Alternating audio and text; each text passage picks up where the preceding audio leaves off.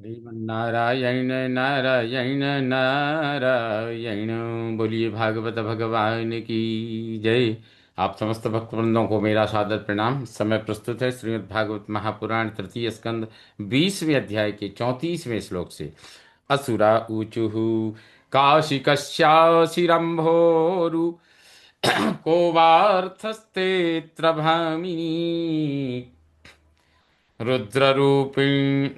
रुद्र रूपद्रविणपर्णेन दुर्भगान्नो विबाधसे। रंभोरु केले के समान जांघों वाली, काशी कौन हो, कस्यसी किसकी पुत्री हो, अत्रते कह अर्थात यहाँ तुम्हारा क्या प्रयोजन है। भामिनी सुंदरी, रूपद्रविण सौंदर्य रूपी धन के पर्णेन मूल्य से, नह दुर्भगान विवाद से हम अभागों को तरसा रही हो। असुराह राक्षस कहते हैं कि केले के समान जांघों वाली कौन हो, किसकी पुत्री हो, यहाँ तुम्हारा क्या प्रयोजन है। सुंदरी, सौंदर्य रूपी धन के मूल्य से हम अभागों को तरसा रही हो। यावा काचित् त्वमबले दृष्ट्या संदर्शनम तव उत्सुनोषि क्षमाणानां कंदुकक्रीडया मनः। त्वम या काचित बा, तुम जो कोई भी हो, अबले हे अबले, दिष्टया सौभाग्य से, तव संदर्शनम तुम्हारा दर्शन हुआ, कंदुक क्रीडया अपनी गेंद के खेल से, ईक्षमाणा नाम हम दर्शकों का मनः मन, उत्सुनोषी मथे डालती हो।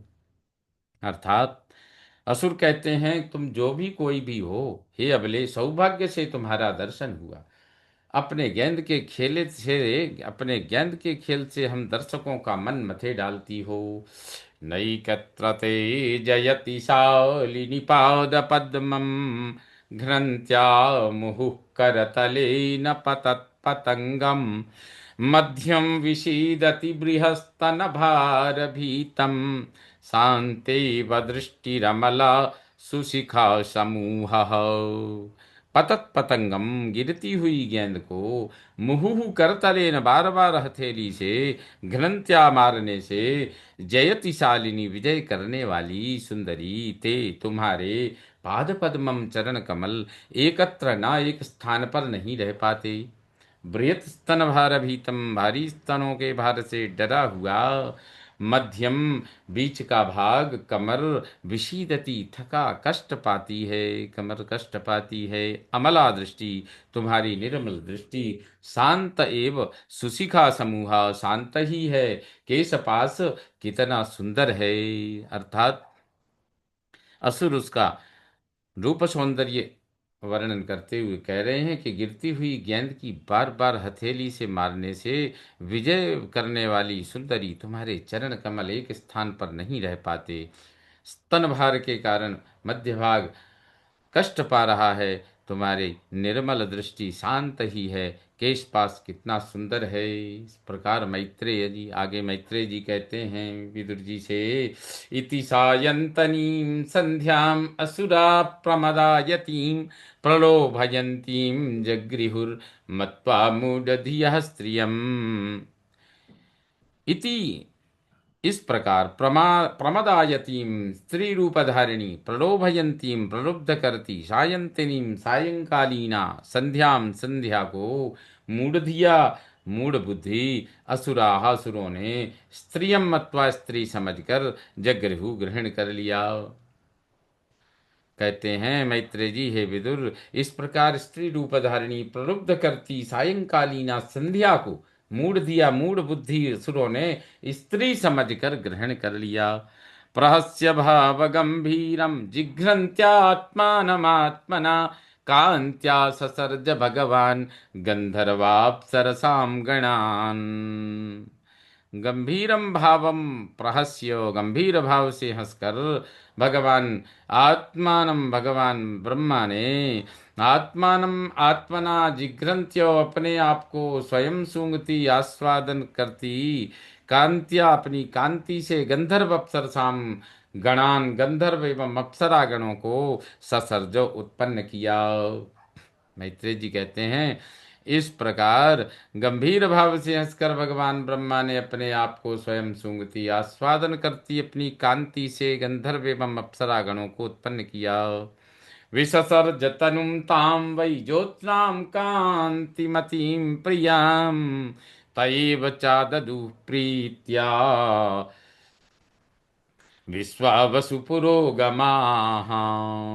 ताम ज्योत्स्नाम कांतिमतीम, उस चंद्रिका रूप कांतिमय प्रियाम तनुम वही प्रिय शरीर को भी विसर्ज त्याग दिया। तय बचा उसको ही प्रीत्या प्रसन्नता पूर्वक विश्वावसु पुरोगमाः, जिनके आगे चलते हैं उन गंधर्वों ने ले लिया। इस प्रकार मैत्रेय जी कहते हैं, हे विदुर, उस चंद्रिका रूप कांतिमय प्रिय शरीर को भी त्याग दिया, उसको ही प्रसन्नता पूर्वक विश्वावसु जिनके आगे चलते हैं उन गंधर्वों ने ले लिया। सृष्ट्वा भूत पिशाचांश्च भगवानात्मतन्द्रिणा विग दिग्वाससो मुक्त केशान वीक्ष्य चामीलयदृशौ। भगवान ब्रह्मा ने आत्मतंद्रिणा अपनी तंद्रा से दिग्भास सहा दिगंबर मुक्तकेशान खुले वालों वाले भूत पिशाचान भूत तथा प्रेतों को सृष्टवा उत्पन्न करके वीक्षचा और उन्हें देखकर दृशौ नेत्रों को अमीलयत बंद कर लिया। अर्थात कहते हैं, भगवान ब्रह्मा ने अपनी तंद्रा से दिगंबर खुले वालों वाले भूत तथा प्रेतों को उत्पन्न करके और उन्हें देखकर नेत्रों को बंद कर लिया।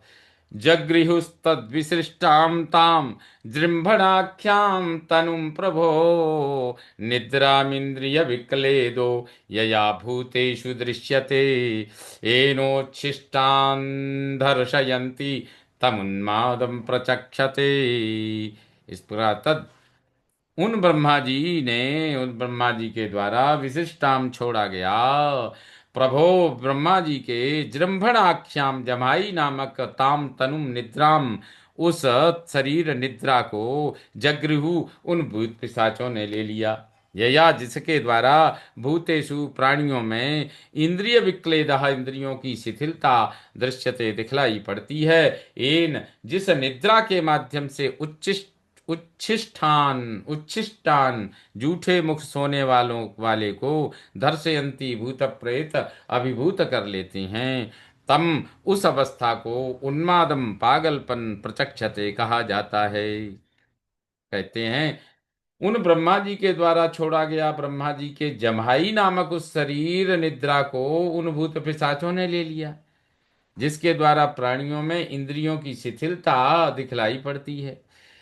जिस निद्रा के माध्यम से जूठे मुख सोने वाले को अभिभूत यानी भूत प्रेत अभिभूत कर लेते हैं, उस अवस्था को पागलपन कहा जाता है। ऊर्जस्वन्तं मध्यमान आत्मानं भगवानजः साध्यान् गणान् पितृगणान् परोक्षेणासृजत् प्रभुः। प्रभु समर्थ भगवान अजह भगवान ब्रह्मा ने आत्मानम अपने को ऊर्जस्वंतम ऊर्जा शक्ति संपन्न मन्यमानः मानकर परोक्षेण अदृश्य रूप से साध्यान गणान साध्य गणों को और पितृगणान पितर गणों को असृजत उत्पन्न किया। अर्थात समर्थ भगवान ब्रह्मा ने अपने को ऊर्जा शक्ति संपन्न मानकर अदृश्य रूप से साध्य गणों को और पितर गणों को उत्पन्न किया। तात्मसर्गम तम कायम पितर प्रतिपेदिरे साध्येभ्यश्च पितृभ्यश्च कवयो यद्वितन्वते। आत्मसर्गम अपने उत्पन्न करने वाले, तम कायम उस अदृश्य शरीर को, तब पितर उन पितरों ने प्रतिपेदी रे ग्रहण कर लिया।